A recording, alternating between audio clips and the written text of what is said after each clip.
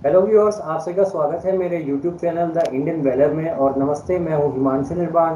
और आज हमें ज्वाइन कर रहे हैं भारत के जाने माने डिफेंस एनालिस्ट और भारतीय सेना के भूतपूर्व मेजर जनरल, जिनका नाम है major general retired Rajan Kochhar sir.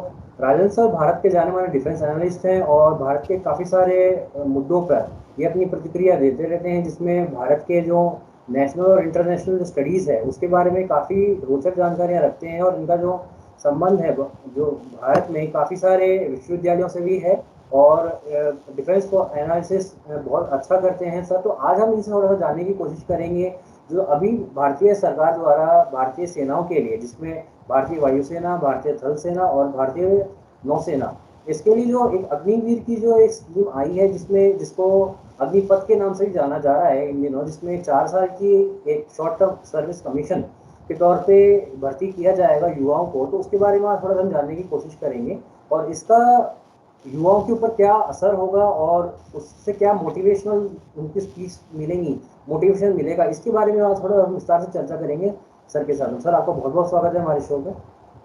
Thank you Nirban. I am grateful कि आपने मुझे अपने शो में इनवाइट किया और एक बहुत ही अहम मुद्दे के ऊपर बात करने के लिए आपने आमंत्रित किया।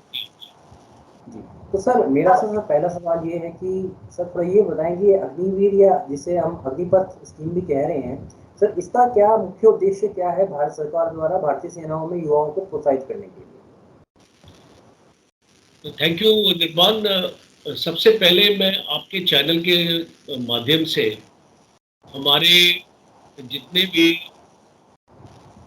युवक हैं, हमारे देश का यूथ है, तो मैं उनको एक अपील करना चाहता हूँ और ये मैं अपने दिल से अपील कर रहा हूँ उन लोगों के लिए, बिकॉज मुझे बहुत दुख हो रहा है जिस प्रकार से गवर्नमेंट प्रॉपर्टी को नष्ट किया जा रहा है। और ये तरीका नहीं है। अगर आपको कुछ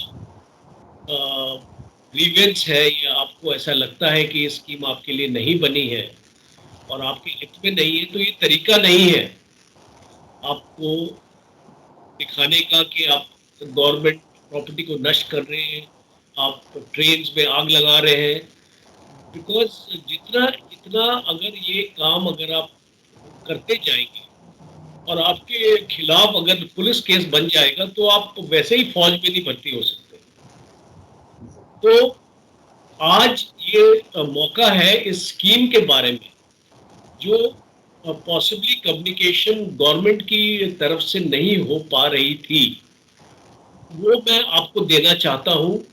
और मैं बताना चाहता हूं कि स्कीम है क्या, क्यों लाई गई, और आपको इसमें क्यों शामिल होना चाहिए या नहीं होना चाहिए। ये फैसला प्रोग्राम के एंड में मैं आपके ऊपर छोड़ूंगा। पर मैं आपको बताना चाहूंगा ये स्कीम क्या है और क्यों लाई गई है, इसका मकसद क्या है, और इससे आपके क्या आपको फायदा या नुकसान होगा। सबसे पहले ये स्कीम की जो जानकारी है कि ये स्कीम है क्या, ये मोरलेस आप सब लोगों को पता होगी। पर मैं दोहराना चाहूंगा कि हम सब समझ लें कि ये है क्या। बेसिकली ये एक रिक्रूटमेंट स्कीम है इंडियन आर्मी में, इंडियन आर्म्ड फोर्सेस में भर्ती होने की। और इसमें आर्मी, एयरफोर्स और नेवी तीनों की भर्तियां इस प्रकार से होंगी। गवर्नमेंट ने 2 साल से रिक्रूटमेंट रोक रखी थी। वो गवर्नमेंट ही बताएगी कि उसकी क्या वजह थी और क्यों रोक रखी थी।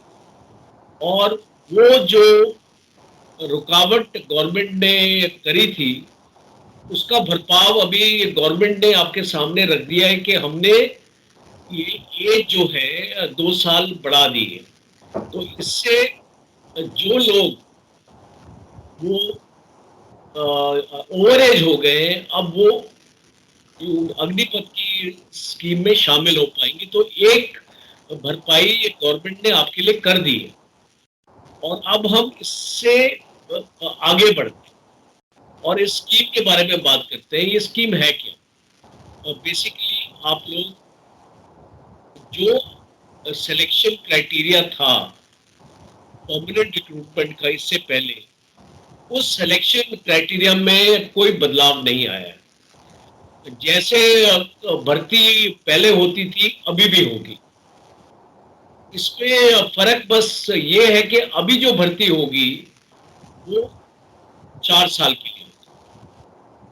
4 साल के बाद 25% आप में से जो चाहेंगे कि फौज में दोबारा आने के लिए या कंटिन्यू करने के लिए उनकी सिलेक्शन की जाएगी और आप में से 25% वापस आ जाएंगे फौज में। फिर उसके बाद आपकी जो फौज की सर्विस होगी उसको परमानेंट दर्जा मिल जाएगा। अब प्रॉब्लम आती है 75% जो आप में से होंगे जिनकी भर्ती नहीं होगी। अब ये 75% के लिए गवर्नमेंट ने अभी पिछले 3 दिन से रियलाइज किया है कि भाई कुछ खामियां थी स्कीम में, और इसीलिए अभी government 10% reservation ministry of defence में रखेगी और 10% रिजर्वेशन आपकी पैरामिलिट्री फोर्सेस में हो जाएगी। सिविल एविएशन मिनिस्ट्री ने ऑलरेडी अनाउंस कर दिया कि कुछ रिजर्वेशन वहां होगी, और पेट्रोलियम मिनिस्ट्री ने भी अनाउंस कर दिया है कि वो इस रिजर्वेशन के ऊपर काम कर रहे हैं और 1-2 दिन में वो अपनी डिसीजन में बता देंगे कि कितनी परसेंट पेट्रोलियम मिनिस्ट्री में होगी। तो ये जो 75% लोग हैं, तकरीबन इनमें ऑलमोस्ट 50%, जैसे कि अगर हम एक एग्जांपल लें कि हम 100 लोग ने फौज में ज्वाइन करने के लिए अपियर किया, 25 परमानेंट हो गए, 75 जो अभी रह गए उनमें से 50% तकरीबन अबाउट 40 गवर्नमेंट जॉब में परमानेंटली एब्जॉर्ब हो गए। तो 40 प्लस 25 65% आपको गवर्नमेंट जॉब अश्योर हो गए। अभी जो बाकी 35% रह गए हैं, उनके लिए अपॉर्चुनिटी है कि आपको जो पैकेज मिलेगा अबाउट 11 लाख प्लस का, आपके हाथ में ये पैसा आएगा और आपकी 22 साल की उम्र होगी। उस टाइम पे आप सोच सकते हैं कि आप प्राइवेट सेक्टर में आ सकते हैं। कॉर्पोरेट से बात हो रही है और ये बड़े बड़े ग्रुप्स हैं इनसे बात हो रही है, Adani, Ambani and all that. तो ये भी जल्दी एक कोटा सिस्टम आपके लिए अनाउंस करेंगे और आप जो 35% रह गए हैं आप में से ऑलमोस्ट 25% उसमें अब्सॉर्ब हो जाएंगे। तो अभी रह गया 10%। अभी ये जो 10% है इनके लिए भी गवर्नमेंट कुछ ना कुछ सोच रही है। तो आप मन अपना बना के चलिए कि अगर आपकी सिलेक्शन आर्मी में हो जाती है और 4 साल के बाद बेशक आप फौज में ना काम कर सके, बट आपको कोई ना कोई नौकरी आपको मिलेगी। और ये एश्योरेंस अभी गवर्नमेंट इस पे वर्क कर रही है जहां तक मेरी ये सूचना है। और इसीलिए मैं चाहता हूं जल्दी से जल्दी ये गवर्नमेंट इसके ऊपर एक अनाउंसमेंट, फॉर्मल अनाउंसमेंट करे। जैसे कि अभी मैंने आपको बताया है, आप गवर्नमेंट इसके ऊपर अपना फैसला करे और आप सब लोगों को बताए, और जो आपके रिप्रेजेंटेटिव्स हैं आप चुन सकते हैं और मैं गवर्नमेंट से अपील करता हूं कि आप इन रिप्रेजेंटेटिव्स को दिल्ली बुलाइए और उनसे बातचीत करिए और अपना जो फाइनल फैसला है गवर्नमेंट की तरफ से आप इनके सामने रखिए और ये जो एजिटेशन है इसको जल्दी जल्दी खत्म कीजिए। तो ये इसका एक सोल्यूशन है। तो गवर्नमेंट ने जो भी डिसाइड किया है अग्निपथ के लिए सोच समझ के किया होगा और इसमें देश का हित रहेगा। और जो भी हम इसके हम आपस में जो भी हम सीनियर आर्मी ऑफिसर्स हैं हम बात कर रहे हैं कि भाई ये इसको फौज को नुकसान होगा या फायदा होगा। हम इस वक्त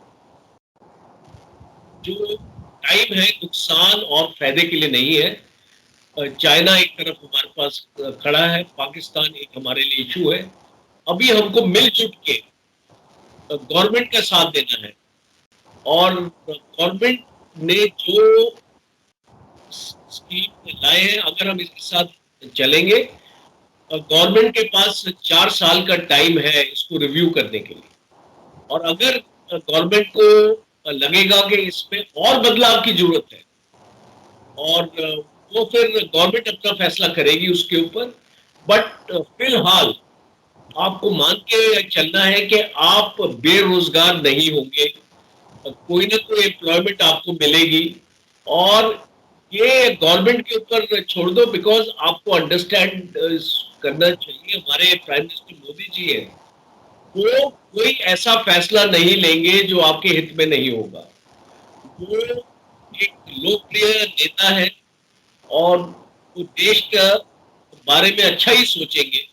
और मैं ये मान के चलता हूँ मैं कोई बीजेपी का प्रवक्ता नहीं हूँ और ना ही मैं कांग्रेस को सपोर्ट करता हूँ।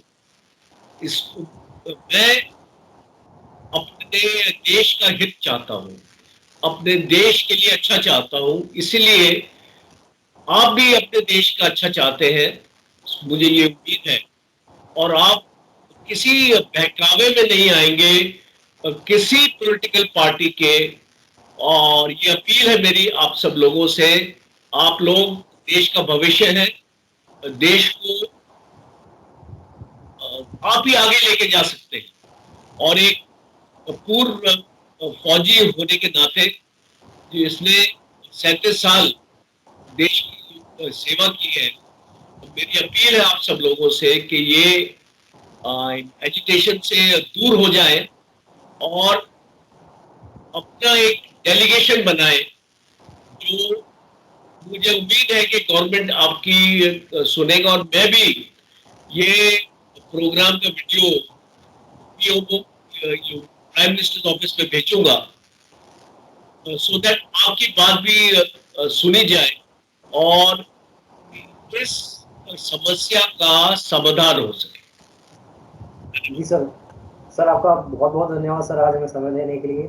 और उम्मीद है कि जो अग्निपथ और जो अग्निवीरों के जो इशू पे जो इतना देश में बवाल मच रहा है और जो देश के युवा गलत हाथों में पड़कर देश के भविष्य अपना खुद का भविष्य बर्बाद कर रहे हैं और देश की जो संपत्ति को नुकसान पहुंचा रहे हैं वो सही रास्ते पे आएंगे और देश के बारे में सोचेंगे। सर तब तक के लिए बहुत बहुत धन्यवाद। जय हिंद सर।